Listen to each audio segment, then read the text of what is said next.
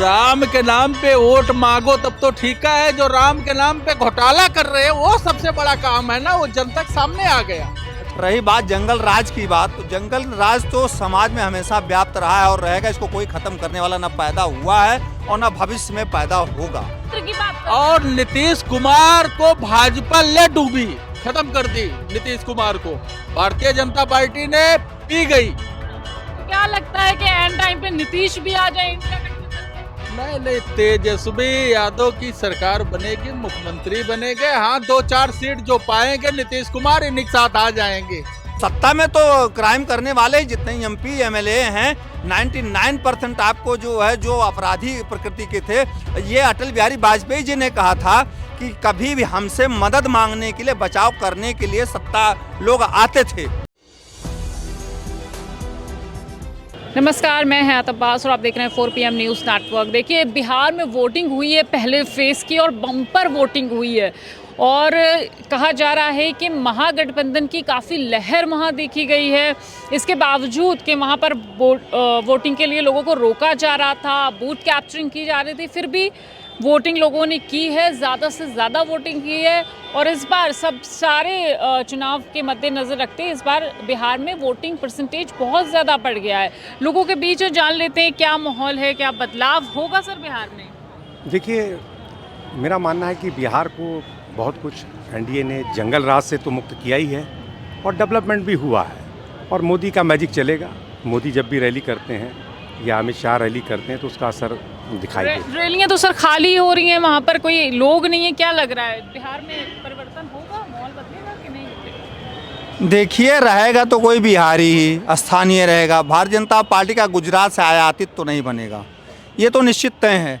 रही बात जंगल राज की बात, तो जंगल राज तो समाज में हमेशा व्याप्त रहा है और रहेगा। इसको कोई खत्म करने वाला ना पैदा हुआ है और ना भविष्य में पैदा होगा।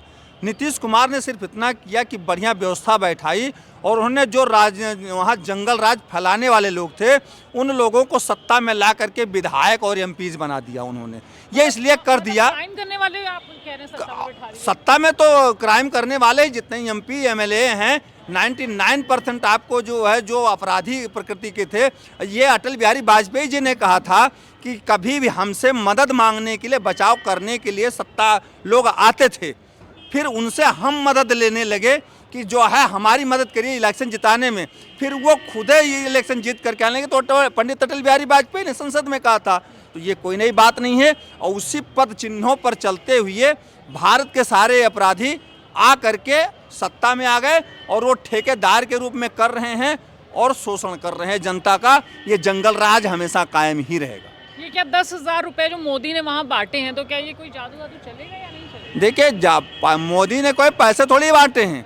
ये तो जो कार्य करने वाले वहाँ एनजीओ चलाते हैं, अपना छोटा छोटा समूह बनाते हैं, गृह उद्योग, कुटीर उद्योग, उनको लोन के रूप में दिया गया है। जबरदस्ती किया, किसी ने मांगा नहीं उनसे और वो वसूली भी करेंगे उसको।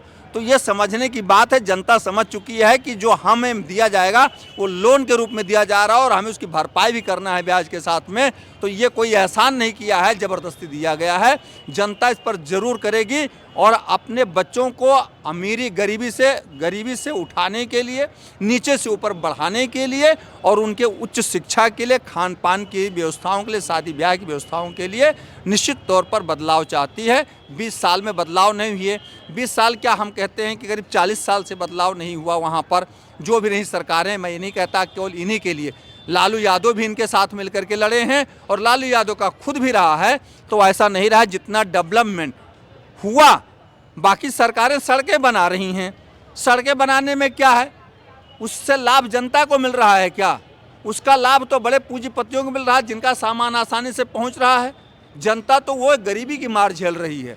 मतलब बदलाव तय, बिल्कुल बदलाव होगा, पूरे भारत में बदलाव होगा। सर बिहार चुनाव के फर्स्ट फेज ने तो सबको चौंका के रख दिया। हमेशा से ज्यादा वोटिंग परसेंटेज वहां पर है। क्या लगता है आपको इस बार माहौल बदलेगा या वही रहने वाला है? जितनी बार परसेंटेज ज्यादा हुआ है, जब भी जहां जहां परसेंटेज ज्यादा हुआ है वहां इंडिया बहुमत में सरकार बनाएगी। आप जान लीजिए, एनडीए का सुपड़ा वहां साफ हो गया है और प्रधानमंत्री जी भी और नीतीश भी जान चुके हैं कि हम लोग हार चुके हैं।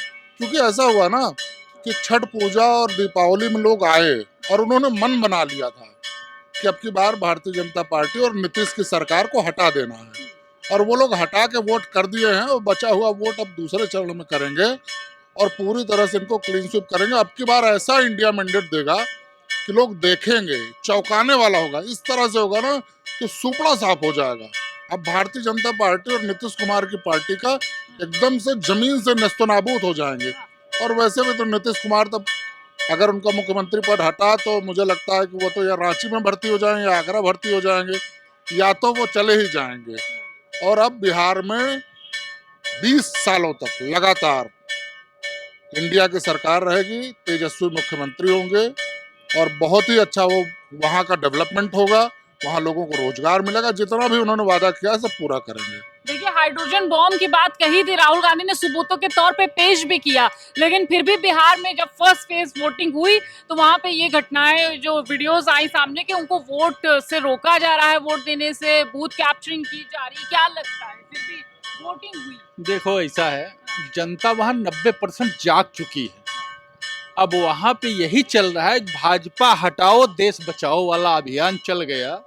वहाँ से भारतीय जनता पार्टी पूरी सफाया हो गया। जिस दिन परिणाम आएगा उस दिन देखिएगा प्रधानमंत्री कुर्सी डगमग डगमग तुरंत कर जाएगी। जैसे रिजल्ट घोषित होगा तो ऐसे प्रधानमंत्री कुर्सी हिलना चालू हो जाएगी और कुर्सी से चले भी जाएंगे। मैं बता रहा हूँ, इस बार कुर्सी बचाना बड़ा मुश्किल है। बहुत मुश्किल है। बिहार नहीं, प्रधानमंत्री कुर्सी नहीं बचेगी, मैं बता रहा हूँ। मतलब आप केंद्र की बात कर रहे हैं। और नीतीश कुमार को भाजपा ले डूबी, खत्म कर दी। नीतीश कुमार को भारतीय जनता पार्टी ने पी गई। तो क्या लगता है कि एंड टाइम पे नीतीश भी आ जाए इंडिया गठबंधन में? नहीं, तेजस्वी यादव की सरकार बनेगी, मुख्यमंत्री बनेंगे। हाँ, 2-4 सीट जो पाएंगे नीतीश कुमार इन्हीं के साथ आ जाएंगे अपनी, क्योंकि उनको बचाना है थोड़ा सा इज्जत। और बाकी बिहार मंदिर के घंटे बज रहे हैं, राम के नाम पे वोट मांगा, क्या लगता है इस बार चलने वाला? राम के नाम पे वोट मांगो तब तो ठीक है, जो राम के नाम पे घोटाला कर रहे हैं वो सबसे बड़ा काम है ना, वो जनता के सामने आ गया। अच्छा मुझे बताइए, इतने दिन आपने राम के नाम पे वोट मांगा, भगवान को ठगा आपने, तो भगवान भी तो देख रहे हैं। अब की बार राम ने कहा कि जाओ तुम्हारा सुपड़ा साफ। कितना दिन झूठ बोलोगे मेरे नाम पे, कितना दिन खाओगे? जनता के लिए कुछ किया उन्होंने? कुछ नहीं किया।